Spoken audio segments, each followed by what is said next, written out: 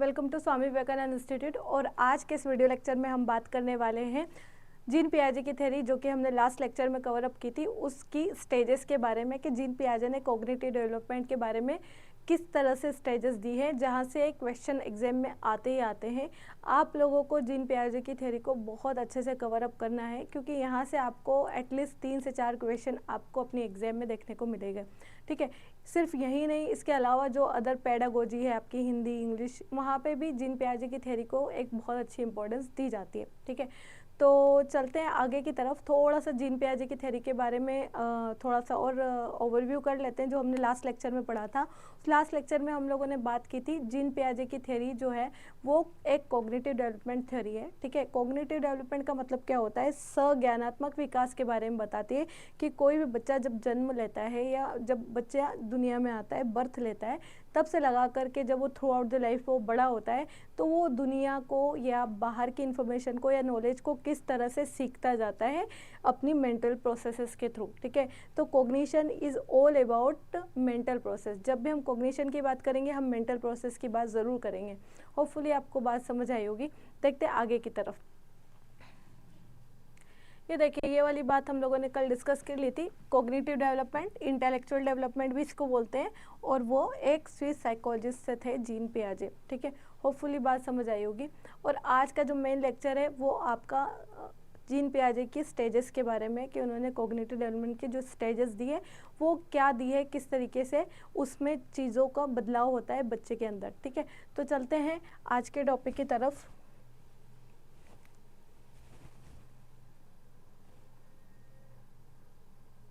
चलिए, stages of development. तो gene पियाजे ने अपनी जो स्टेजेस दी है उसको 4 पार्ट में डिवाइड किया है, 4 स्टेजेस दी है बेसिकली। ठीक है, अच्छा, यहाँ स्टेजेस से क्वेश्चन किस तरीके से आते हैं थोड़ा सा मैं आपको अंडरस्टैंड करवाने की कोशिश करती हूँ, कि आपसे जो भी स्टेजेस है उन स्टेजेस के जो मेन कैरेक्टरिस्टिक उसको लेकर के क्वेश्चन पूछे जाते हैं। अगर फॉर एग्जांपल हम बात कर रहे हैं पहली स्टेज की सेंसरी मोटर की, तो सेंसरी मोटर में बच्चे में क्या क्या क्वालिटीज़ आ जाती है, क्या क्या कैरेक्टरिस्टिक उसके अंदर आते हैं, उसके बारे में पूछेंगे। ठीक है, इसी तरह से प्री ऑपरेशनल की और आगे की स्टेजेस में से भी इसी तरीके से क्वेश्चन पूछे जाते हैं। तो होपफुली आप लोगों को बात समझ आई होगी। इसके अलावा जो यहाँ पे आता है, आपको क्वेश्चन में ऊपर कोई भी एक स्टेज के कुछ क्वालिटीज़ बताएंगे, या फिर उन क्वालिटीज से बना करके कोई एक उदाहरण से आपको वो क्वेश्चन पूछेंगे, और आपको पहचानना होगा कि वो जो क्वालिटी प्रश्न में पूछ रहे हैं या क्वेश्चन में पूछ रहे हैं, वो क्वालिटी इनमें से किस स्टेज में बच्चे के अंदर आती है। ठीक है, तो आप लोगों को यहाँ पे एक बात याद रखना है कि कौन सी स्टेज है और कौन सी क्वालिटी बच्चे के अंदर आती है। ये दोनों बातों का आपको कॉम्बिनेशन अच्छे से पता होना चाहिए। ठीक है, तो आपके सारे प्रश्न यहाँ से जितने भी आएंगे, जितने भी क्वेश्चन आएंगे, वो सब सही हो जाएंगे। ठीक है, तो चलते हैं फर्स्ट देखते हैं क्या क्या स्टेजेस दिए। सबसे पहली स्टेज जो उन्होंने दी है वो है सेंसरी मोटर इंटेलिजेंस। ठीक है, कौन सी? Sensory motor. इसको हिंदी में बोलते हैं इंद्रियात्मक या पेशीय इंद्रिय अवस्था। ठीक है, पेशीय इंद्रिय अवस्था कहाँ से कहाँ तक होती है वो देखेंगे, बर्थ टू एज 2।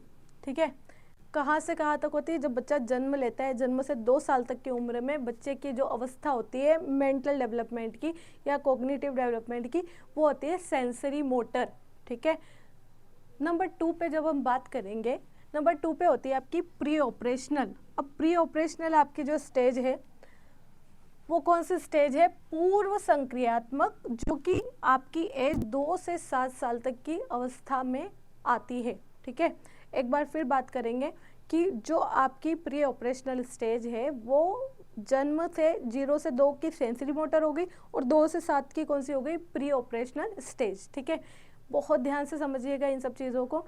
ठीक है, इसके अलावा नंबर 3 पे जब हम बात करेंगे कॉन्क्रीट ऑपरेशनल की, हम बात करेंगे कॉन्क्रीट ऑपरेशनल मतलब क्या होता है? मूर्त संक्रियात्मक अवस्था, जो कि 2 से 7 के बाद में, जो 7 से 11 की उम्र होती है बच्चे की।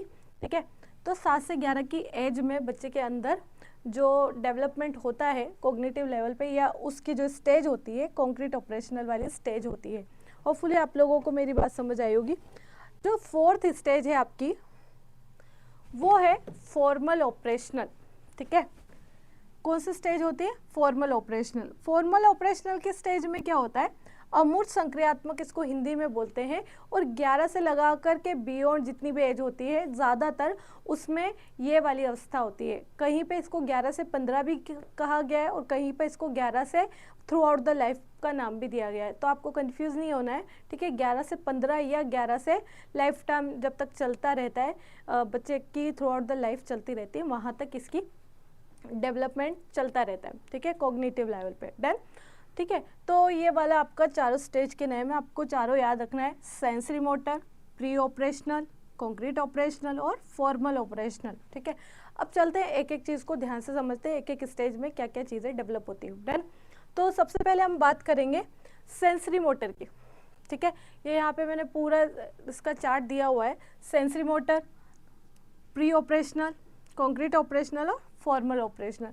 अब हम इसको आगे जा कर के देखेंगे कि इसमें क्या क्या चीज़ें डेवलप होती हैं, ठीक है। तो सबसे पहले जो आपकी स्टेज आएगी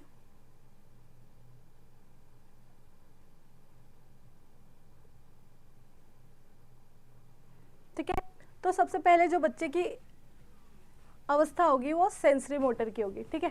सेंसरी मोटर में क्या होता है उसको समझेंगे। सेंसरी मोटर वाली कंडीशन में जो है बच्चा की उम्र याद रखिएगा, एक तो 0 से 2 साल की होती है, ठीक है। इसके अलावा इसमें और क्या क्या कैपेबिलिटी डेवलप होती है बच्चे के अंदर, तो नंबर 1 आप लोग इसके शॉर्ट नोट ज़रूर बनाइएगा ताकि आप एग्जाम में इसको अच्छे से रिवाइज कर सकें, ठीक है।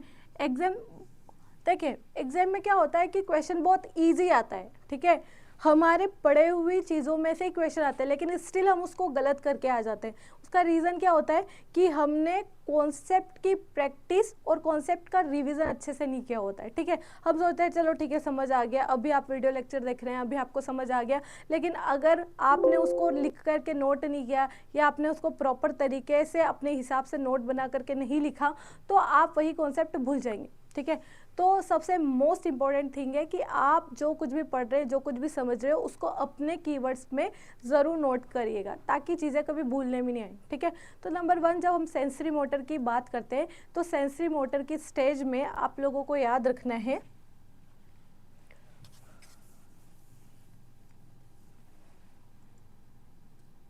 सेंसरी मोटर मतलब कि कौन सी अवस्था, 0 से 2 साल तक की, ठीक है। अच्छा, इसको हिंदी में क्या बोलते हैं, क्या बताया था, इंद्रियात्मक, ठीक है, या पेशी इंद्रियात्मक अवस्था, ठीक है। अच्छा, इसमें और क्या क्या होता है, नंबर 1 पे याद रखिएगा कि 0 से 2 साल तक की उम्र है, ठीक है। 0 से 2 साल तक की एज के बाद हम बात करेंगे हम कि इसमें बच्चे के अंदर सेंसेस के थ्रू सीखने की कैपेबिलिटी आती है। बच्चा किससे सीखता है, सेंसेस के थ्रू लर्निंग होती है बच्चे की, ठीक है। सेंसेस कौन सी हो गई आपकी, जो आपका देखना है ना, आई के थ्रू, ठीक है। और किसके थ्रू होता है, ईयर के थ्रू, जो कि आप सुनते हैं, ठीक है। उसके अलावा और क्या हो गया, टेस्ट के थ्रू, ठीक है, जो कि आप टेस्ट लेते हैं। नोज़ के थ्रू, जिसमें आपको स्मेल आती है, ठीक है, नोज़ वाली सेंसेशन जिसमें स्मेल की सेंस होती है, ठीक है। टच वाली, ठीक है। तो ये सारी चीज़ें क्या होती है, बच्चा किस तरह से सीखता है, बच्चा सेंसेस के थ्रू सीखता है ना। कोई भी बाहर से नॉइज़ आ रहा है तो उसको सुन करके रिस्पॉन्स करेगा, ठीक है। टच करके, वार्मथ फील करके बच्चा सीखेगा, ठीक है। या फिर लाइट की तरफ आपने देखा होगा बच्चा रिस्पॉन्स करता है तो देख करके सीखता है। तो यहाँ पर जो मेन कीवर्ड है आप याद रखना, बच्चा सेंसेस के थ्रू सीखता है, जितना भी नॉलेज उसके पास में आता है वो सेंसेस के थ्रू आता है। होपफुली आप लोगों को मेरी बात समझ आई होगी। नंबर 2 पे आपको एक और बात याद रखना है कि इस एज में बच्चे में ऑब्जेक्ट परमानेंस आता है। कौन सी क्वालिटी आएगी बच्चे के अंदर, ऑब्जेक्ट परमानेंस की। अभी ऑब्जेक्ट परमानेंस क्या होता है उसको सीखेंगे। ऑब्जेक्ट परमानेंस का मतलब ये होता है कि जब बच्चा 0 से 2 साल की उम्र में होता है तो अगर आप उसके सामने कोई टॉय लेकर के जा रहे हो या उसके सामने कोई पर्सन आ रहा है तो जब वो पर्सन या वो टॉय उनकी आंखों के सामने नहीं होगा, बच्चों की आंखों के सामने नहीं भी होगा, तब भी बच्चों को कॉन्शियस लेवल पे ये पता है कि वो चीज़ एग्जिस्ट करती है। फॉर एग्जांपल आपने बच्चों को एक टेडी बियर दिखाया, ठीक है, टेडी बियर दिखाने के बाद आपने उसको हटा लिया, ठीक है, तो भी बच्चे को ये पता है कि टेडी बियर एग्जिस्ट करता है, ठीक है, मतलब हट जाने के बाद ये नहीं कि ये पूरी तरह से हट गया है या नहीं है, ठीक है। तो बच्चे के अंदर इतनी सेंस डेवलप हो जाती है कि जो वस्तु आप उसको दिखाओगे, देखने के बाद में भी वो वस्तु की इमेज जो है वो बच्चे के माइंड में बन जाती है। तो वो वस्तु प्रेजेंट नहीं भी होगी, वो पर्सन प्रेजेंट भी नहीं भी होगा, तो भी बच्चा उसको ढूंढेगा या उसको पता रहेगा कि ये इमेज एग्जिस्ट करती है, मतलब अभी भी ये कहीं ना कहीं है, ठीक है। होपफुली आपको पता चल गया होगा। ऑब्जेक्ट परमानेंस को हिंदी में बोलते हैं वस्तु स्थायित्व, ठीक है। तो ये 3 बातें आप लोगों को मेनली याद रखनी है। कौन सी उम्र? 0 से 2 साल, ठीक है, सेंसस के थ्रू लर्निंग होगी, और ऑब्जेक्ट परमानेंस, इसमें एक क्वालिटीज बच्चों के अंदर डेवलप होती है। अब चलते हैं दूसरी स्टेज की तरफ, जो कि है आपकी सेंसरी मोटर की स्टेज। इस स्टेज में क्या होता है, ये देखिए, प्री ऑपरेशनल जब बच्चा 2 से 7 साल का होगा तो उसके अंदर सबसे मेन चीज डेवलप होती है सिंबॉलिक थिंकिंग, ठीक है। बच्चा सिंबल्स में या संकेतों को समझना सीख जाता है। कैसे? जैसे आपने एप्पल दिखाया और ए से उसको एसोसिएट किया, ठीक है, बॉल दिखाई, बी से उसको एसोसिएट किया, कैट दिखाई, सी से उसको एसोसिएट किया, उसके साथ उसको सिखाया। तो ये जो आप उसको संकेत सिखा रहे हो ना, ए बी सी किसी इमेज के साथ में, तो बच्चे के अंदर सिंबल्स के फॉर्म में, संकेत के रूप में चीज़ों को सीखने का गुण आ जाता है, ठीक है। तो नंबर 1 याद रखिएगा, सिंबॉलिक थिंग बच्चों के अंदर डेवलप होती है, ठीक है। इसके बाद में इसमें बच्चा थोड़ा थोड़ा क्या करता है, इमेजिनेशन और इंट्यूशन करना सीख जाता है। इमेजिनेशन मतलब बच्चा क्या करना, इमेजिन शुरू कर देगा चीज़ों को, उसको हर चीज़ की इमेजेस बनने लग जाएगी। आप जो कुछ भी कहोगे तो बच्चा इमेजेस के फॉर्म में उस चीज़ को सोचेगा, या कुछ भी अगर सामने घटना हो रही होगी या कुछ भी वर्ड्स आप बोलोगे तो उसकी इमेज बच्चे के अंदर आ जाएगी। तो बच्चा सोचने लग जाता है, इमेजिनेशन करने लग जाता है इस एज में, ठीक है। तो नंबर 1 क्या हो गया आपकी संकेत में, सिंबॉलिक थिंकिंग, इमेजिनेशन, ठीक है। और इसमें इंपॉर्टेंट चीज़ है जिसके बारे में हम बात करेंगे, इसमें आप लोगों को एक और बात याद रखनी है कि बच्चे के जो है ये देखिए, बच्चे के अंदर है ना, यहाँ पर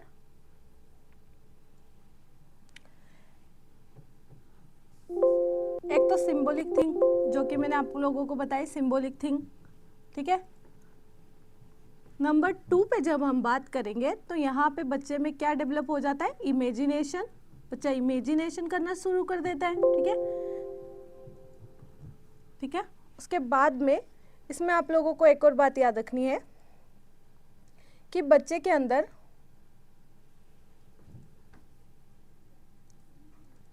लैक ऑफ लॉजिक होता है यहाँ पे, ठीक है, बच्चे में लॉजिक की कमी होती है, ठीक है। एक एक करके हम इस पॉइंट को डिस्कस करेंगे। बच्चे में लैक ऑफ रिवर्सिबिलिटी होती है,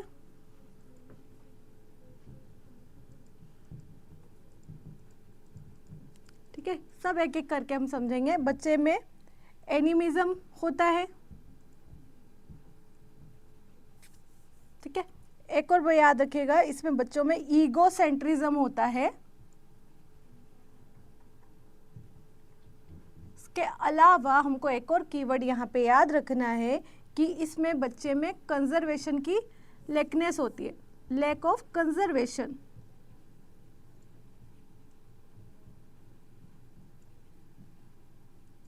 अब ये सब क्या है, एक एक करके इनको समझेंगे, ठीक है। तो सबसे पहले अगर बात करें हम कि लैक ऑफ लॉजिक, तो इस उम्र में बच्चे में लैक ऑफ लॉजिक होता है, मतलब तर्क करने की क्षमता विकसित नहीं हुई होती है, ठीक है। बच्चा लॉजिक नहीं लगा पाएगा, ठीक है, आर्ग्यूमेंट नहीं कर पाएगा, क्लियर। कोई भी बात होगी तो उसके पीछे, जैसे उनने देखा, बच्चे ने देखा दिन हो रही है, रात हो रही है, तो दिन और रात होने के पीछे लॉजिक क्या है, तर्क क्या है, उसके बारे में उसको कुछ भी नॉलेज और कुछ भी इंफॉर्मेशन नहीं होगी। तो यहाँ पे बच्चे के अंदर तर्क बिल्कुल गायब होता है। तो ये कीवर्ड याद रखिएगा, लैक ऑफ लॉजिक, यानी कि तर्क की कमी, तर्क शक्ति की कमी। नंबर 2 पे अब जब हम बात करेंगे तो है लैक ऑफ रिवर्सिबिलिटी। अब जो लैक ऑफ रिवर्सिबिलिटी है ना, उसको हिंदी में बोलते हैं उत्क्रमणीयता। क्या बोलते हैं? उत्क्रमणीयता। अब लैक ऑफ रिवर्सिबिलिटी का मतलब ये होता है कि अगर आप बच्चे को सिखा दोगे कि बेटा 4 + 2 6 होता है, ठीक है, क्या सिखाया आपने बच्चे को कि 4 + 2 = 6, ठीक है, तो बच्चे से अगर आपने दोबारा पूछा कि 2 + 4 कितना होगा, 2 + 4 कितना होगा, इसके बारे में बच्चा नहीं बता पाएगा। मतलब चीज़ों को एक डायरेक्शन में सिखा देने के बाद उसी डायरेक्शन में उल्टा आकर के उसी चीज़ को बता पाना बच्चे के लिए पॉसिबल नहीं होगा। अगर आप बच्चे को सिखा दोगे कि बर्फ़ से पानी बन जाता है तो पानी से बर्फ़ भी बन सकता है, बच्चे को इस बात की कोई नॉलेज नहीं होगी, इस बारे में वो कोई भी बात नहीं कर पाएगा। तो ये होता है लैक ऑफ रिवर्सिबिलिटी, ठीक है, मतलब चीज़ों को उल्टे तरीके से समझना बच्चे को नहीं आता है, ठीक है। चलिए, होपफुली यहाँ तक समझ आई होगी आपको बात। अगली बात करते हैं एनिमिज्म। एनिमिज्म को हिंदी में बोलते हैं सजीव निर्जीव। क्या बोलेंगे? सजीव निर्जीव, ठीक है। तो जो एनिमिज्म होता है, एनिमिज्म में बच्चे में सजीव और निर्जीव के बीच के भेद को समझना मुश्किल होता है। अगर आप बच्चे को एक टेडी बियर दिखाओगे और उसके साथ में एक रियल बियर दिखाओगे तो बच्चा इन दोनों में फ़र्क नहीं कर पाएगा कि कौन सा नकली है, कौन सा सजीव है, यानी कि कौन सा लिविंग है और कौन सा नॉन लिविंग है, इसके बारे में बच्चे को सेंस नहीं होती है। तो बच्चा लिविंग और नॉन लिविंग के बीच में कोई फ़र्क यहाँ पे नहीं कर पाता है, सजीव और निर्जीव के बीच में बच्चा फ़र्क नहीं कर पाता है। तो इसको हम लोग बोलते हैं एनिमिज्म। डन। चलिए आगे की बात करेंगे हम, ईगोसेंट्रिज्म। ईगोसेंट्रिज्म का मतलब क्या होता है कि बच्चा अहम केंद्रित होता है। अहम केंद्रित होने का मतलब क्या होता है कि बच्चा टोटली अपने पर्सपेक्टिव से दुनिया को देखता है, उसको इस बात से कोई फर्क नहीं पड़ता है कि दूसरा क्या सोच रहा है, दूसरे लोग उसके बारे में क्या सोच रहे हैं, क्या नहीं सोच रहे हैं, ठीक है। उसको ये पता है कि और जो वो सोचता है वही सही है, ठीक है। तो सारे के सारे थॉट प्रोसेस बच्चे के अहम केंद्रित होते हैं, सिर्फ खुद के बारे में सोचता है, ठीक है। अगर उसको कुछ चाहिए मतलब चाहिए, भले वो कहीं से भी ला के दो, ठीक है। अगर कोई चीज़ उसको नहीं पसंद है, जो चीज़ उसको नहीं चाहिए मतलब उसको नहीं चाहिए, ठीक है, भले वो कितनी भी इंपॉर्टेंट हो। तो कुल मिलाकर के बच्चा अहम केंद्रित हो जाता है, ठीक है। सारा का सारा ध्यान बच्चे का खुद पे होता है, जैसा वो सोचता है वैसा दुनिया सोचती है। जो उसको पसंद नहीं है वो दुनिया को पसंद नहीं है, और जो उसको पसंद है वो पूरी दुनिया को पसंद है। तो इस तरह की सोच बच्चे के अंदर होती है, इसको ईगोसेंट्रिज्म कहते हैं, ठीक है। चलिए आगे की बात करेंगे हम, लैक ऑफ कंजर्वेशन की बात यहाँ पे करेंगे। अब लैक ऑफ कंजर्वेशन को हम थोड़ा अलग से समझेंगे। कंजर्वेशन का मतलब होता है हिंदी में संरक्षण, ठीक है। हिंदी में क्या होता है? संरक्षण। कंजर्वेशन का मतलब क्या होता है बेसिकली कि बच्चे के अंदर अगर आप 2 ग्लास में वाटर दोगे, ठीक है, जैसे फॉर एग्जांपल ये ग्लास है, ठीक है, ये दूसरा है, ठीक है, और अगर इन दोनों ग्लास में सेम वाटर है, अगर ए और बी में सेम वाटर है, सेम वाटर मतलब सेम क्वांटिटी में वाटर है, ठीक है। अगर ए और बी 2 ग्लास है, ठीक है, उनमें अगर सेम वाटर है, और अगर आप बच्चे से पूछोगे, इस एज के बच्चे से, तो बच्चे को पूछोगे बताओ किस में वाटर ज़्यादा है, तो बच्चा बड़े ग्लास की तरफ जाएगा कि जो ग्लास बड़ा दिख रहा है उसमें वाटर ज़्यादा है और जो छोटा ग्लास है उसमें वाटर कम है। तो यहाँ पे क्या हुआ, बच्चा क्वांटिटी को समझ नहीं पा रहा है कि फॉर्म बदल जाने से, रूप बदल जाने से जो मात्रा है उसमें परिवर्तन नहीं होता है, ठीक है। ये बात अभी बच्चे को समझ नहीं आती है। बात समझ आ रही है? तो सबसे मेन बात जो आपको यहाँ पे याद रखना है कि लैक ऑफ कंजर्वेशन होता है, मतलब बच्चे में संरक्षण का गुण यहाँ पे नहीं होता है। बच्चा क्वांटिटी में और फॉर्म में डिफ्रेंशिएट नहीं कर पाता है, मतलब बच्चे को ये समझ नहीं आता है कि जो मात्रा है उसका रूप बदल जाने पर कोई फर्क नहीं पड़ता है, ठीक है। तो अगर इसके अलावा अगर एक और बात है कि अगर आप बच्चे को एक छोटा पत्थर दिखाओगे, ठीक है, ये भी 2 kg का है, ठीक है, एक बड़ा पत्थर दिखाओगे, ये भी 2 kg का है, ठीक है, और आप बच्चों से पूछोगे कि बताओ बच्चा कौन सा बड़ा है, कौन सा ज़्यादा बड़ा है, तो वो इसी को देगा, हालांकि उसको इससे कोई फ़र्क नहीं पड़ेगा कि दोनों का वेट सेम है, ठीक है। तो इस तरह से मात्रा से बच्चे को कोई फ़र्क नहीं पढ़ता है, मात्राओं की कोई समझ नहीं होगी, बच्चा फॉर्म देखेगा, बाहर का रूप देखेगा तो उसके अकॉर्डिंग डिसीजन लेगा, ठीक है। इसको बोलते हैं कंजर्वेशन, ठीक है, कि बच्चा मात्राओं को फॉर्म के साथ में कनेक्ट करके देखता है, मात्राओं को अलग से नहीं समझ पाता है, लॉजिक नहीं लगा पाता कि मात्राओं का फॉर्म से कोई कनेक्शन नहीं है। होपफुली आप लोगों को यहाँ तक बात समझ आई होगी। चलते हैं आगे की तरफ, ठीक है। आगे की तरफ जब हम बात करेंगे, एक और इसमें सबसे इंपॉर्टेंट है जो कि आपको याद रखना है, बच्चे के अंदर इस एज में सेंट्रेशन का गुण होता है, ठीक है। सेंट्रेशन का मतलब क्या होता है? केंद्रीकरण। केंद्रीकरण का क्या मतलब होता है? ये सब याद रखेगा, कंजर्वेशन, ईगोसेंट्रिज्म और एक और क्या बताया? सेंट्रेशन। ये सब प्री ऑपरेशनल कंडीशनिंग का प्री ऑपरेशनल स्टेज के महत्वपूर्ण कैरेक्टरिस्टिक्स है जो बच्चे में डेवलप होते हैं या नहीं हो पाते हैं। तो आपको ये सारा याद रखना है, यहाँ से बहुत क्वेश्चन एग्जाम में पूछे हुए। होपफुली आप लोगों को मेरी बात समझ आ रही होगी। तो अगर हम सेंट्रेशन की बात करते हैं तो सेंट्रेशन में होता है कि बच्चा एक टाइम में एक ही चीज़ पे फोकस करेगा, ठीक है। अगर वो बच्चा कार्टून देख रहा है तो सिर्फ कार्टून के ऊपर फोकस करेगा, बाकी आसपास क्या हो रहा है क्या नहीं हो रहा है उसको इससे लेना देना नहीं है। तो सेंट्रेशन इज ऑल अबाउट एक टाइम पे एक ही चीज़ पे फोकस करना। तो जब बच्चा एक वक्त पे एक ही चीज़ पे फोकस करता है तो उसको हम सेंट्रेशन कहते हैं या केंद्रीकरण कहते हैं, ठीक है। इस उम्र में बच्चा होलिस्टिक चीज़ों को नहीं देख पाता है। होपफुली आप लोगों को मेरी बात समझ आ रही होगी क्या, कि एक समय में एक ही चीज़ पे, एक ही ऑब्जेक्ट पर, एक ही जगह पे, एक ही स्थान पे बच्चा फोकस करता है, बाकी और जगह पे फोकस कर पाने में बच्चा अक्षम होता है, इनकैपेबल होता है। होपफुली आप लोगों को मेरी बात समझ आई होगी। तो ये सारे आपके किसके एग्जाम्पल है? प्री ऑपरेशनल के। तो आप लोगों को याद रखना है, नंबर 1 प्री ऑपरेशनल में रिवाइज कीजिए, नंबर 1 लॉजिक की कमी होती है, ठीक है, आ रही बात समझ में। दूसरा, बच्चा सिंबॉलिक थिंक के माध्यम से सीखता है। तीसरा, बच्चा इमेजिनेशन सीखता है। चौथा, बच्चा ईगोसेंट्रिज्म में आता है। पांचवा, बच्चा बच्चे में सेंट्रेशन का गुण नहीं होता है, मतलब बच्चे में कंजर्वेशन का गुण नहीं होता है। पांचवा, बच्चे में सेंट्रेशन होता है, मतलब एक टाइम पे वो एक ही चीज़ पे फोकस करता है, ठीक है। तो होपफुली आप लोगों को मेरी बात समझ आई होगी। चलते हैं आगे की तरफ। तीसरी स्टेज की जब हम बात करेंगे,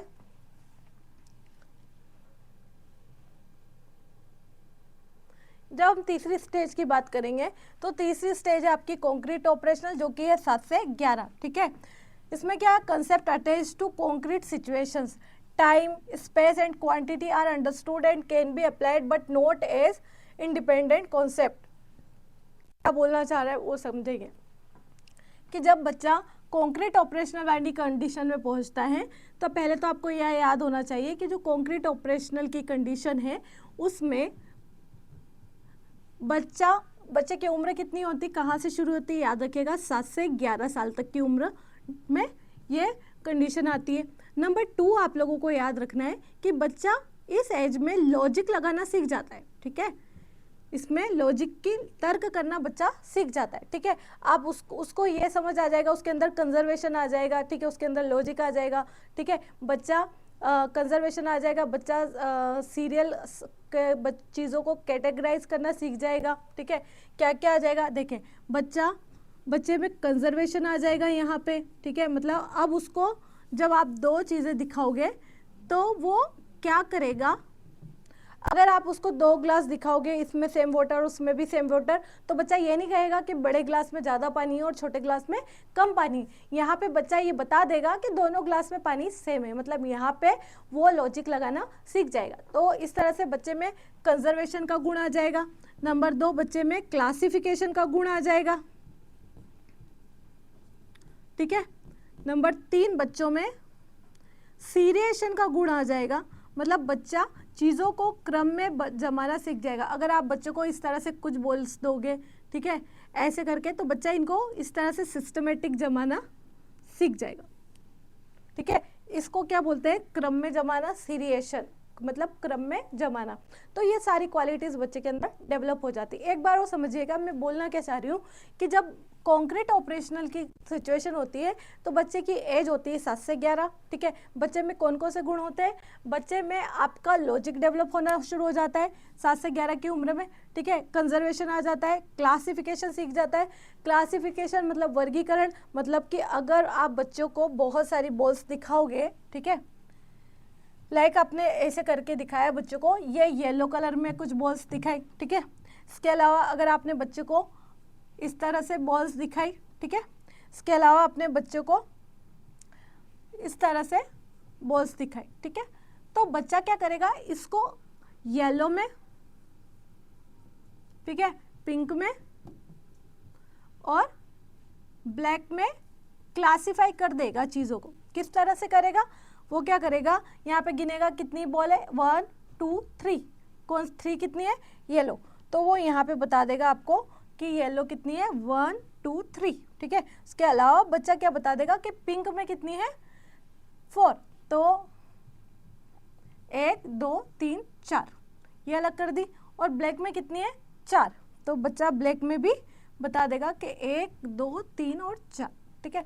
तो इस चीज़ को बोलते हैं क्लासिफिकेशन, वर्गीकरण करना, ठीक है। तो इस उम्र में बच्चा क्लासिफिकेशन सीख जाता है, कंजर्वेशन सीख जाता है, मतलब मात्राओं का फॉर्म में जो कनेक्शन होता है कि यार मात्रा बदल जाने से या फॉर्म बदल जाने से मात्राओं में कोई परिवर्तन नहीं आता, ये बात भी बच्चा सीख जाता है। तो एक ये वाली बात याद रखना है आपको, ठीक है। क्लासिफिकेशन सीख जाता है। सीरिएशन मैंने आपको बताया कि बच्चा आरोही क्रम में और अवरोही क्रम में लिखना सीख जाता है, मतलब उसको असेंडिंग ऑर्डर समझ आ जाता है, उसको डिसेंडिंग ऑर्डर भी समझ आ जाता है। होपफुली आप लोगों को मेरी बात समझ आई होगी।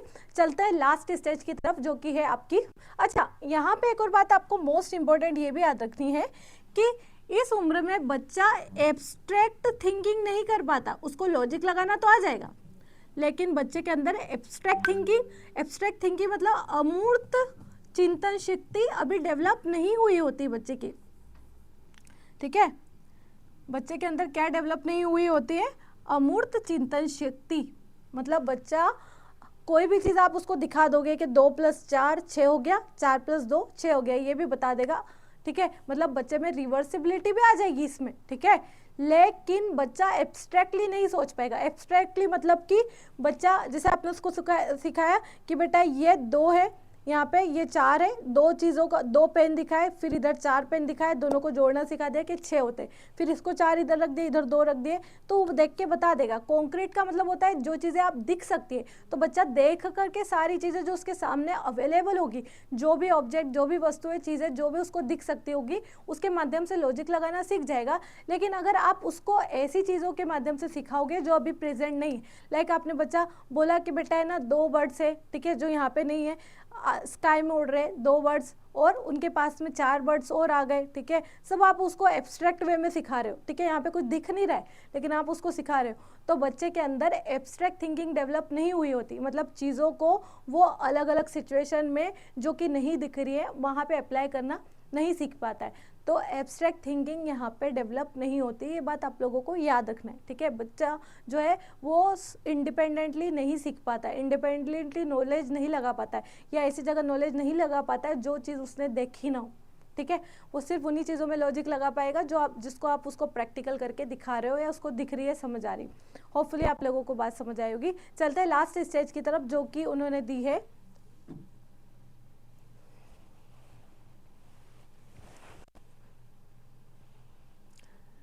Formal operational. अब फॉर्मल ऑपरेशनल में जो है आपको 3 कीवर्ड्स याद रखिएगा। 3 कीवर्ड्स में क्या क्या है, सबसे पहले तो आप लोग याद रखिएगा, इसमें जो एज होती है बच्चे की वो होती है 11 से 15 साल, या फिर 11 से थ्रू आउट द लाइफ, है ना, या फिर 11 से 15 या 11 से ओल्डर, दोनों चीज़ें सही है, आप लोगों को ध्यान रखना है। देन अच्छा, इसमें बच्चे में क्या क्या होती है चीज़ें डेवलप होती हैं, आप लोगों को याद रखना है। इस उम्र में बच्चे में एब्स्ट्रैक्ट थिंकिंग डेवलप हो जाती। कौन सी थिंकिंग डेवलप हो जाती है बच्चे के अंदर? एब्स्ट्रैक्ट थिंकिंग डेवलप हो जाती। डन। बच्चा एब्स्ट्रैक्टली सोचना, स्वतंत्र रूप से सोचना सीख जाता है, ठीक है। मतलब बच्चे को आप बता दोगे कि बेटा है ना ऐसा ऐसा है, इस तरीके से पढ़ाई होती है, आगे इस तरीके के करियर ऑप्शन होते हैं, आप इंजीनियर बनते हैं, आप डॉक्टर बनते हैं, तो इस तरह से बच्चों को समझ आ जाएगा कि अच्छा मुझे अपनी लाइफ में आगे चल के इंजीनियर बनना है, तो मुझे ये पढ़ना है, ठीक है, तो ये करूँगा तो मैं इंजीनियर बन जाऊँगा। अभी इंजीनियर वो बना नहीं है, उसके सामने अवेलेबल नहीं है, लेकिन स्टिल वो माइंड में सोच पा रहा है, तो वो सोच करके सीख पा रहा है, अपनी थॉट प्रोसेस में चीज़ों को सीख पा रहा है, डेवलप कर पा रहा है, इमेजिन कर पा रहा है, समझ पा रहा है, तो इस चीज़ को बोलते हैं एब्स्ट्रैक्ट थिंकिंग, ठीक है। जब आप नॉलेज को पूरी तरह से स्वतंत्र तरीके से अप्लाई कर पा रहे हो जो कुछ भी सीखा हुआ है, ठीक है। तो इस उम्र में या इस स्टेज में बच्चे में एब्स्ट्रैक्ट थिंकिंग जो कि होती है आपकी अमूर्त चिंतन डेवलप हो जाता है। हिंदी में इसको क्या बोलते हैं? अमूर्त चिंतन इस स्थिति में डेवलप हो जाता है। Getting the point. नंबर 2 पे आप लोगों को याद रखना है, इसमें बच्चे में डिडक्टिव रीजनिंग जो है वो डेवलप हो जाती है। अब ये डिडक्टिव रीजनिंग क्या होती है इसके बारे में थोड़ा सा बात करते हैं, लेकिन उससे पहले एक और वर्ड आप लोग यहाँ पे याद रखेगा, इसको हिंदी में बोलते हैं निगमनात्मक। हिंदी में इसको क्या बोलते हैं? निगमनात्मक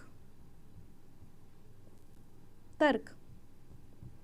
निगमनात्मक तर्क का मतलब क्या है कि ये हमेशा जनरल से चलना शुरू करता है और स्पेसिफिक चीज़ों की तरफ जाता है।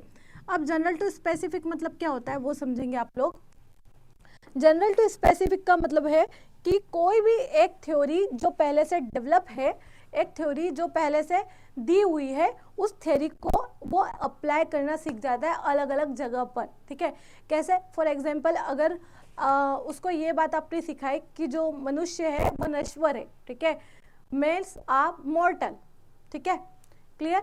तो बच्चे को ये समझ आ जाएगा कि मनुष्य जो है वो मॉर्टल है, ये एक सिद्धांत है, दे रखा है, पता है कि हाँ नश्वर है।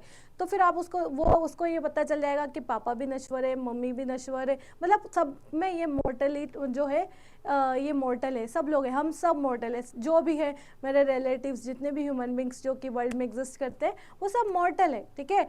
आई बात समझ, एक टाइम के बाद में वो नहीं होंगे, ठीक है। तो इस तरह से बच्चा क्या करता है? एब्स्ट्रैक्ट थिंकिंग लॉजिक लगा करके, जो एक लॉजिक है उससे दूसरे लॉजिक को डिडक्ट करना सीख जाता है, ठीक है। इसके अलावा अगर कोई नियम है या आपने उसको कोई फॉर्मूला सिखा दिया तो उस फॉर्मूले को, उस थियरी को, उस नियम को वो अलग अलग सिचुएशन पे, अलग अलग परिस्थितियों में इस्तेमाल करना सीख जाता है। इसको बोलते हैं डिडक्टिव रीजनिंग, ठीक है। और हिंदी में इसको बोलते हैं निगमनात्मक तर्क। होपफुली आप लोगों को मेरी बात समझ आई होगी।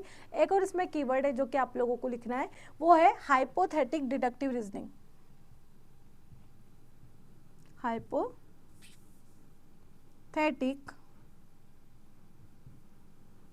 हाइपोथेटिक डिडक्टिव रीजनिंग,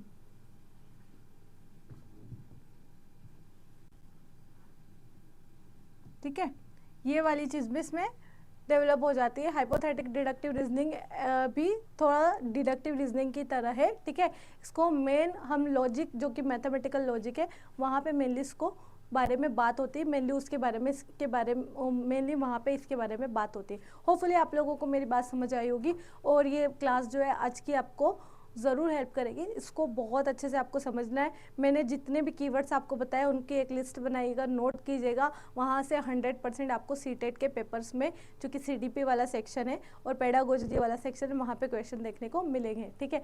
तो इसी तरह के और वीडियो लेक्चर के लिए आप बने रहिए हमारे चैनल के साथ में। और एक और बात याद रखिएगा कि जो कुछ भी आप पढ़ रहे हैं, दिसंबर वाला एग्जाम आ रहा है तो उसके साथ साथ प्रैक्टिस करना बहुत ज़रूरी है।